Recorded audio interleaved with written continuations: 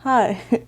Sorry that this is the first video I'm putting out in 3 weeks. I've been, simply put, a mixture of busy, preoccupied, and a little bit uninspired. I'm working on a challenge video at the moment. That's what, if you look to my community tab, that's the picture I put up. I'm trying to get through a little bit of it's not just art block, but also just like in general creativity block. I don't know what I want to do for videos right now, and I don't want that to bleed over into my last clan generator challenge video. So I'm trying to wrap that up, all that energy into a new video or a couple new videos, and I thought the best way to do that, besides another challenge-esque video, would be to talk about that in a Tuesday Talk video. So here we are with an evil queen. Now, the character, who her name is Adalanta LeBlanc, she's not my character. She's my friend Roxanne's character, who, again, if you've been on my channel for like a few minutes, you'll probably run across some times where I've talked about other characters from this universe or of Roxanne's in general. And, yeah, I really do like, these characters that she's made, and their funny little drama, and the very serious wars that they get into. And Adalanta happens to be at the center of a lot of that conflict, because she is the queen. I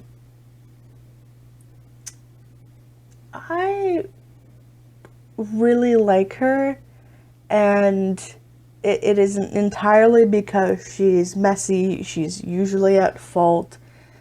She's not someone who gets a redemption arc, especially not in the sequel. In fact, I think the sequel makes her look worse, but in a different way than when she first appears. And I do like the direction that the story goes with it, where she is, you know, very idealized, very perfect at first, and then that's sort of chipped away at and stripped away in certain parts, and it's after time you realize she's a little messed up, and she most definitely killed her father to get power. Whether or not that was done on purpose, who knows? But because that was the twist I had contributed, I most definitely think that she killed her father, who I'd probably say was an older gentleman, and took the throne herself. And because no one could contest it, here she is. So Adalanta interacts with our protagonist Lily, who has been showcased a couple of times on my channel, in a very interesting way. Basically, she's looking for an assassin, and Lily is just the perfect candidate. Not only is she, physically unassuming, Lily's a small person, and she's not physically threatening in any way, just based on appearances. that makes her perfect for slipping in unnoticed, or being in a crowd and not being seen as the one who is secretly holding all the weapons or all of the important details, or, you know, the one that is going to do the damage. For as messed up that Adalanta is, she's very intelligent. She's playing chess in a very specific way where she is 10 steps ahead of her opponents, but she's also not paying attention that well. Like, okay, so when people talk about, like, intelligence, and they're always like, yeah, this person's really smart, but being really smart doesn't equal being smart in all areas. So she's really good at, like, war and espionage and getting her way to the throne and, you know, like, molding her public image to be very specific. Like, people are afraid of her. She, you know, she can bend the elites to her way. She had a very manipulative, and, to use Roxanne's words specifically, torrid romance with a man named Elliot Katora. Like, she's very good at the manipulation game and having all of that be very specific and very much her way.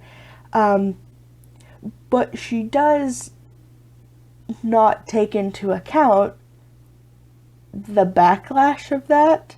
Like, she could manipulate her country and her citizens and her lover for as long as she wants to, but she doesn't realize that this comes back at her. She doesn't take into account the emotional side.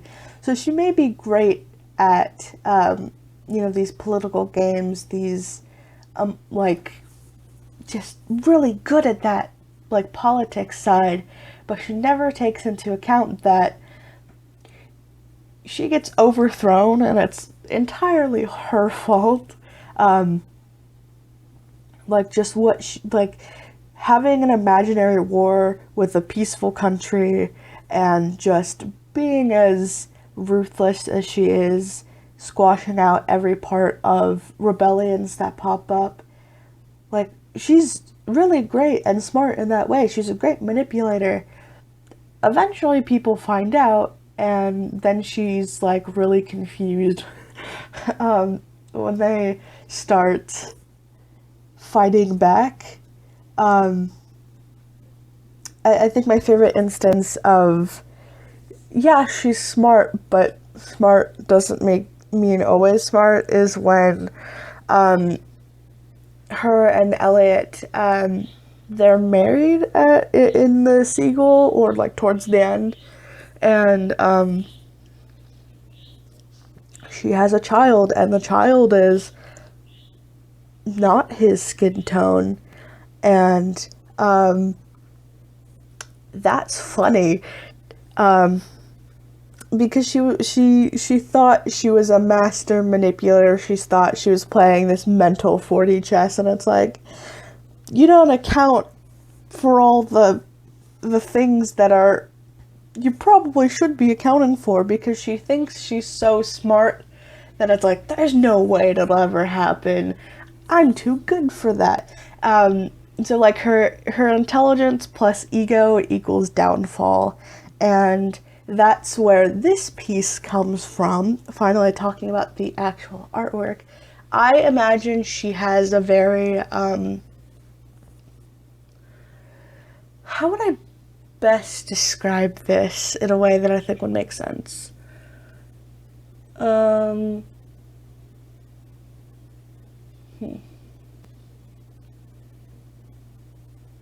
Okay, I think if you've ever watched Avatar: The Last Airbender, it would be like, kind of like an Azula ending, where it's like, oh, there's a screw loose up there. And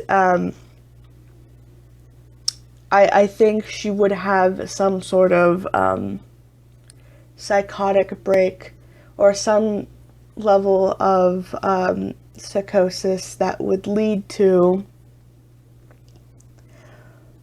a turning against her ideals and what she already knows, and being and engaging in risk behavior, to put it in medical terms.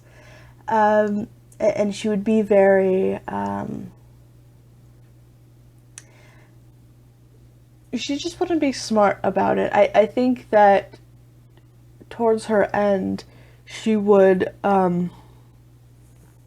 detach herself from the figure that she follows very closely, Damballa, who is this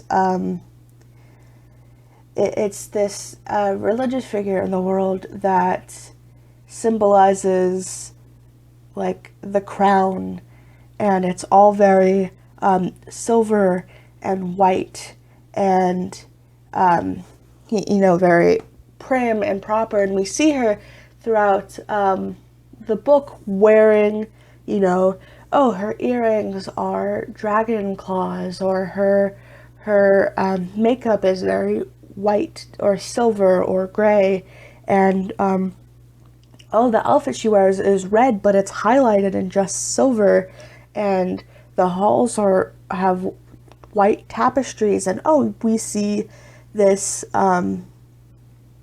this building we know belongs to rich people because it has this symbol that is with the crown, and like all of these things. Like, she's very much a follower of Damballa, because Damballa represents the crown, and that's always kind of where she's pushing.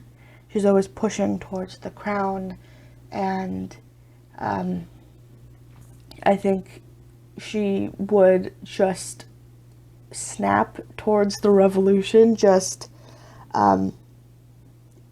something would just click in her mind that goes, I don't gotta listen to this anymore. I don't have to follow this. The crown has abandoned me, or something like that. Once I think that the revolution is evident enough, there's a scene in particular I'm thinking about where a riot is started outside the castle, and she firsthand sees there are actually people who do not like my rule, and I think that would be a turning point in her mental state, specifically because I think that up until that point, yeah, she knew that there was like people were plotting against her, people didn't like her, but that was very she didn't see that. It was a faceless, nameless enemy. It was the revolution, the people against me, she never saw faces to it. It's not a character. She sees a character down there that we've known the entire time. Someone who has, interacted with her, someone who was a part of her royal guard. And it's like, seeing that is a literal representation of that there are people out there that are plotting her demise. And I think that she can't anymore pretend that it's just a faceless mob. Like, there are people, names and faces that she can put to the people she's had killed off, and the people that she's,